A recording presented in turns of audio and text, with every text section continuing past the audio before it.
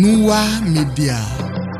Ẹkùn M'Ẹ Ran, ó torí bọgbó, ó tọrùn bọgbà, ó fẹ́ mu, kò má lè mú o, ojú ẹkùn fọ́, ìrù ẹkùn lè, àwọn pálábá wọn ségi, pèrè gbègbègbègbè.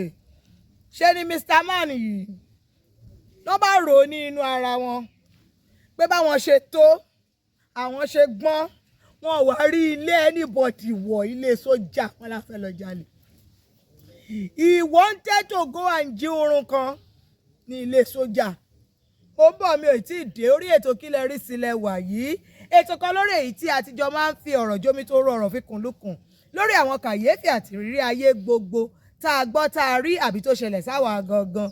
Bíi tèní ẹni tí mo mọ̀ ló ń gbé nínú ilé yẹn, so mo gbọ́ ni wọ́n sọ fún mi pé àsìn láti ilé iṣẹ́ Nuwa Media láti máa mú ètò yìí wá fún wa. Nuwa Media ní ilé iṣẹ́ kan tó máa ń fọ́n rere ẹ̀sìn, èdè àti àṣà Yorùbá. Bẹ́ẹ̀ náà ni a máa ń polongo àwọn ọmọ wa nílẹ̀ káàárọ̀ òjíire tí wọ́n ti làmìlaka káàkiri orílẹ̀-èdè àgbáyé. Bó ṣe ṣẹlẹ̀ rèé, ọ̀rádà bí wọ́n ṣe sọ pé ó ṣẹlẹ̀ rèé. Ṣé rí ilé yẹn fa ìgàn, wọ́n ṣẹ̀ṣẹ̀ kọ́ sádùúgbò ni, kò sẹ́ni tó mẹni tó ní ilé, kò sẹ́ni tó mẹni tó kọ́.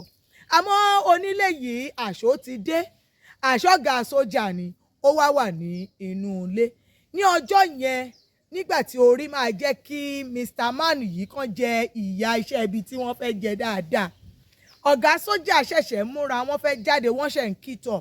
Ẹnì kan àwọn sójà wọ́n ṣe ní pocket knife lọ, ní kíní kan knife lọ, ní pepper spray, ní ìbọn, ní gbogbo ẹ̀. Ó ṣe àti gáàdà rẹ̀ pẹ̀lú èmi ní ìbọn kékeré, ìbọn ńláńlá, ìbọn gbóngbólá, ìbọn gbàngbàlà.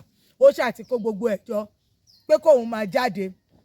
Èyí jágámù tó gùn dáadáa wọ́n máa ń pè ní kíní kan 7 yẹn, ìyẹn ni àlàyé gbé wípé ó kù pé kí òun mú kóun dẹ̀ gbé káwọn máa lọ sí ibi tó ń lọ. Ló bá wò wípé kí ló ń ṣẹlẹ̀ yìí, kí ó dẹ̀ ń gbé mò ń gbọ́ kúrú kẹrẹ, ṣé kú wọnú ilé yìí ni, ilé tá a ṣẹ̀ṣẹ̀ kọ́, kí ló ń dún lókè yìí. Wọ́n ṣe kẹ́ra nìyẹn wípé ohun tó ń bọ̀ lókè yìí àwọn máa mọ̀. Ǹjẹ́ kí sójà dẹ̀ wọ inú yàrá, ẹ̀wọ̀n kan máa ń pe kíní kan ní manhole. Inú yàrá yẹn níbi òkè òrùlé ilé yẹn ni wọ́n ṣe manhole yẹn sí. Wọ́n máa lè gbé sílì yẹn, èèyàn lè gbabẹ̀ wọlé láti lọ ṣe ohunkóhun tó bá ṣẹlẹ̀ nínú ilé. Ẹ̀yìn tèmi ní olè yẹn ti rò wípé òun ti ṣe tán, bó ṣe kúkú gbé manhole yẹn sílẹ̀ báyìí, bí sójà yẹn ṣe rí wípé kíní ti ṣí, ó bá mú bọn ẹ̀ ló bá kẹ́.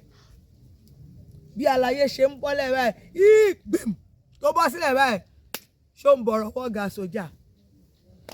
Ọwọ́ ga sójà tó bọ́ síbẹ̀ yẹn wá ní ṣàlàyé.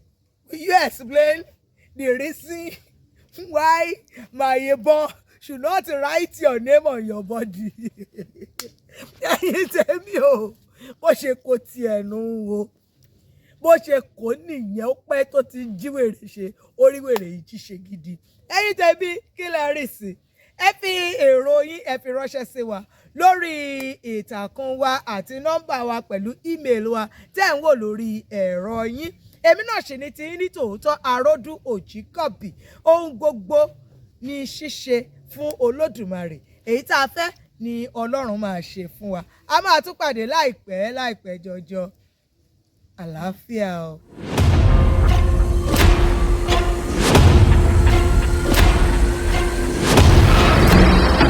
Nuwa Media.